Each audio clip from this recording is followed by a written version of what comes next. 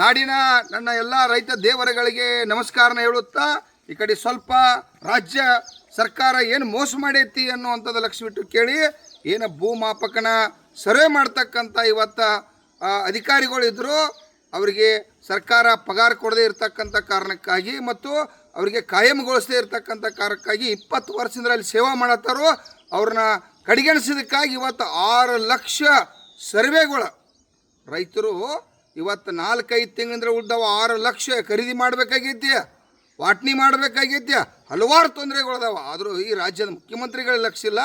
ಈಗ ಬಂದಿರತಕ್ಕಂಥ ಜಿ ಪರಮೇಶ್ವರ್ ಅವರು ಕಂದಾಯ ಸಚಿವರು ಅವ್ರಿಗೂ ಕೂಡ ಲಕ್ಷ್ಯ ಇಲ್ಲ.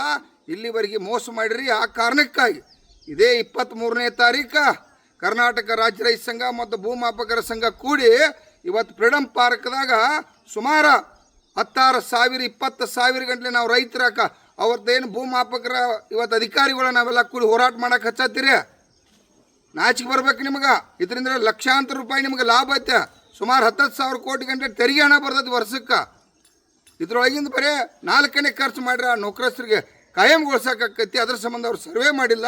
ಇವತ್ತು ನಾವು ಎಷ್ಟು ಸಾಲ ಅನುಭವಿಸಿ ಏನೇನು ಖರೀದಿ ವ್ಯವಹಾರಗಳು ಸಾಕಷ್ಟು ಇರ್ತಾವ, ಇದನ್ನೆಲ್ಲ ಅನುಭವಿಸೋದಕ್ಕೂ ಅದಕ್ಕಾಗಿ 23ನೇ ತಾರೀಕು ರಾಜ್ಯದ ಎಲ್ಲ ನನ್ನ ರೈತ ಸಂಘದ ಪದಾಧಿಕಾರಿಗಳು ರೈತರ ಪರ ಸಂಘಟನೆಗಳು ತಾವೆಲ್ಲ ಒಕ್ಕಟ್ಟಾಗಿ ಭಾಗವಹಿಸಿ 23ನೇ ತಾರೀಕು ತಾವೆಲ್ಲರೂ ಬೆಂಗಳೂರು ಫ್ರೀಡಮ್ ಪಾರ್ಕ್ ಬರಬೇಕಂತೇಳಿ ಎಲ್ಲ ನನ್ನ ನಾಡಿನ ರೈತ ದೇವರುಗಳಲ್ಲಿ ಕೈ ಮುಗಿದು ವಿನಂತಿ ಮಾಡ್ತಾ ಇದ್ದೀನಿ. ನಮಸ್ಕಾರ.